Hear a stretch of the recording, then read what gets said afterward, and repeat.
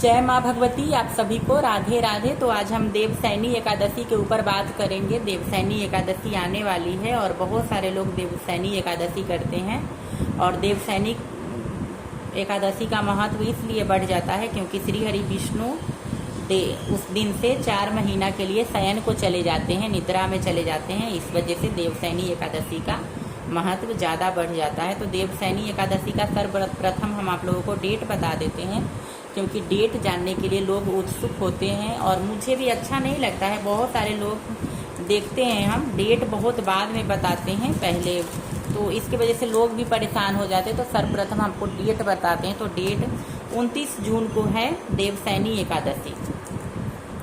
तो जो भी लोग देवसैनी एकादशी का व्रत रखेंगे तो 28 तारीख से नियम का पालन करेंगे, जिस तरीके से हमारे एकादशी के जो भी नियम होते हैं बताते हैं। और उसके बाद 29 को व्रत रखेंगे और 30 तारीख के दोपहर में पारण होगा।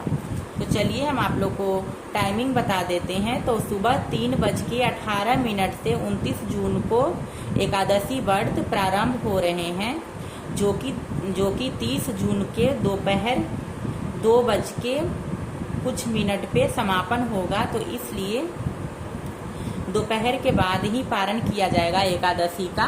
देवसैनी एकादशी जो भी लोग रखेंगे तो दोपहर के बाद पारण का टाइम है। तो अपने अपने शारीरिक क्षमता के अनुसार देख लीजिएगा। अगर शरीर सक्षम नहीं है तो व्रत कोई ज़रूरत नहीं रखने का।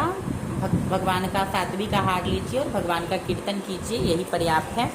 तो चलिए एक बार आपको फिर से बता दें, 29 जून को है एकादशी का व्रत। तो आप लोग याद रखिएगा, एक जो देवसैनी एकादशी है जो कि 29 जून को है। और इसके बाद हमारे श्री हरि विष्णु 4 महीना के लिए शयन को चले जाएंगे, जो कि देवउठनी एकादशी के दिन प्रभु शयन निद्रा से उठेंगे। तो चलिए अब हम कुछ बता देते हैं इसके ऊपर कि आखिर इस बार कितने दिन हमारे प्रभु शयन को जाएंगे। तो इस बार 2 मास, यानी कि 2 मास, तो सावन इस बार 2 है। इसके वजह से हमारे प्रभु श्री हरि विष्णु 5 महीने शयन करेंगे। मतलब एक सावन स्टार्ट होगा, फिर वो खत्म होगा, फिर दूसरा सावन स्टार्ट होगा। तो इस बार 2 सावन है, इस वजह से 2 मास कहा जाएगा।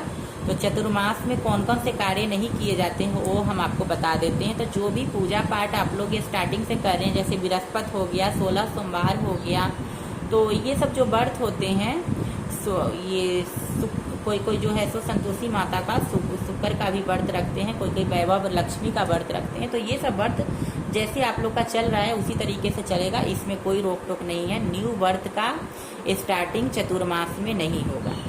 चतुर्मास में न्यू व्रत का स्टार्टिंग नहीं होगा। और उसके बाद 2 मास भी लग रहा है, 2 मास की वजह से भी न्यू व्रत का स्टार्टिंग नहीं किया जाता है। तो ये कंसेप्ट क्लियर हो गया। उसके बाद और कौन कौन से कार्य नहीं होता है। तो चतुर्मास में शादी, उपनयन, जैसे शादी, विवाह, उपनयन, बच्चे का मुंडन और भी न्यू विग्रह का स्थापना, तो ये सब नहीं किए जाते हैं, क्योंकि हमारे श्री हरि विष्णु जो सौभाग्य के देवता है वो शयन निद्रा में चले जाते हैं। इस वजह से कुछ शुभ कार्य वंचित हो जाते हैं। जैसे घर का नींव नहीं देना चाहिए, लेकिन कार्तिक मास में दे सकते हैं। कुछ इसमें ऐसे दिन आते हैं ना, उसमें दे सकते हो। जैसे सावन के महीना है तो उसमें आप दे सकते हो, घर का नींव रख सकते हो, कोई दिक्कत नहीं है। तो ये है। और गृह प्रवेश भी नहीं करना चाहिए, क्योंकि श्री हरि विष्णु शयन को चले गए होते हैं। और गृह प्रवेश में आप लोग को पता होगा कि लक्ष्मी नारायण का ही पूजा किया जाता है। इस वजह से मेरा मानो तो चतुर्मास में नहीं करना चाहिए। तो ये कंसेप्ट हो गया क्लियर। तो इस बार चतुर्मास नहीं होगा, इस बार पंचमास होगा, क्योंकि 2 सावन है। तो कोई लोग चतुर्मास का व्रत रखते हैं। तो चतुर्मास का व्रत सुन के बहुत सारे लोग जो वीडियो देखेंगे ना वो डर जाएंगे कि इतना लंबा व्रत कौन रखता है। तो हम आपको बता दें कि चतुर्मास का व्रत कैसे रखा जाता है। तो चतुर्मास में सात्विक आहार लिया जाता है, जमीन पे शयन किया जाता है, कुछ भी कार्य अनिष्ट नहीं किए जाते हैं। जैसे अगर हस्बैंड वाइफ है तो कनेक्ट में नहीं आते हैं, तो शुद्ध ब्रह्मचार्य का पालन करते हैं। तो ये चतुर्मास का व्रत का नियम हो गया। और उसके बाद उसमें खाया क्या जाता है, तो उसमें सेंधा नमक वाले खाना खाए जाते हैं, लहसुन प्याज का सेवन नहीं किया जाता है। और प्रॉपर श्री हरि का जो भी मंत्र आप लिया है वो एक माला रोज़ जाप करते हैं, प्रॉपर दोनों टाइम पूजा करते हैं, तो ये चतुर्मास का नियम हो गया।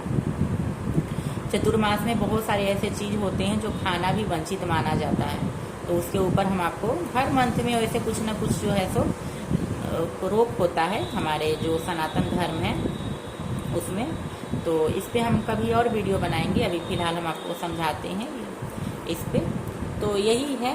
तो अभी हम चलिए, अभी हम भगवान लड्डू गोपाल के ऊपर कैमरा करते हैं, क्योंकि अब इसका कार्य हो गया।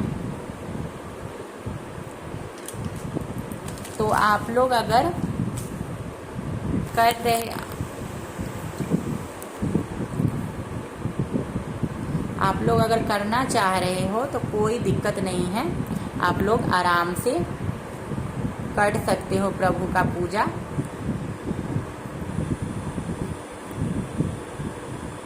तो चलिए, हमने सेट कर दिया हमारे श्री कृष्ण की तरफ कैमरा। आप लोग भी दर्शन कर लीजिए। तो मेरे को अभी चेंज करना है इनका वस्त्र, देखते हैं, मुझे टाइम कम मिलता है। आप लोग समझ सकते हो कि टाइम का अभाव होता है, इस वजह से नहीं हो पाता है। तो चलिए अब बातें करते हैं पूजा का विधि क्या रहेगा। तो पूजा का विधि, जो भी एकादशी का विधि हम बताते हैं उसी पे आधारित रहेगा। ऋतु फल होंगे, कलश रखे जाएंगे, कोशिश कीजिएगा मिट्टी का कलश रखें क्योंकि काफ़ी गर्मी है। और तिल या फिर गेहूं से पूजा किए जाते हैं। तो यही है। और एकादशी व्रत का जो कथा है उसका श्रवण किया जाता है। तो हम देवसैनी एकादशी का व्रत नहीं रखते हैं, हम एक ही एकादशी रखते हैं। और एक बार हमने देव उठनी एकादशी जो बोलते हैं वो हमने किया हुआ था। उसके बाद से हम एक ही एकादशी करते हैं, क्योंकि हमसे हो नहीं पाता है, आप लोग समझ सकते हैं। तो निर्जला एकादशी जो आते हैं साल में एक बार, तो कहा जाता है कि जो भी लोग अगर निर्जला एकादशी करते हैं तो उनको 2400 एकादशी का फल प्राप्त होता है। तो भविष्य में 2400 एकादशी का व्रत जरूर करेंगे। और हम कौन होते हैं करने वाले, वो तो स्वयं प्रभु का अगर इच्छा होता है तो करवा ही लेते हैं, तो करेंगे। और तो वही सेम ही विधान होगा पूजा का। और आप सभी को देवसैनी एकादशी की बहुत बहुत बधाई। हमने आपको डेट बता दिया, पूजा का विधि भी थोड़ा बहुत बता दिया। और देवउठान एकादशी का भी हम वीडियो अपलोड करेंगे, तो आप लोग देखिएगा। और वीडियो काफ़ी लंबा हो जाता है, इस वजह से हम सोच रहे हैं कि आज जल्दी से समापन करें, काफ़ी लंबा हो गया है फिर भी। तो सभी को राधे राधे, जय माँ भगवती। मिलते हैं फिर अगले वीडियो में। आप लोग अच्छे से देवसैनी एकादशी का व्रत कीजिए और प्रभु का कीर्तन कीजिए, और फिर पूरे विश्व के मंगल कामना के लिए प्रार्थना कीजिए। जय माँ भगवती आप सभी को।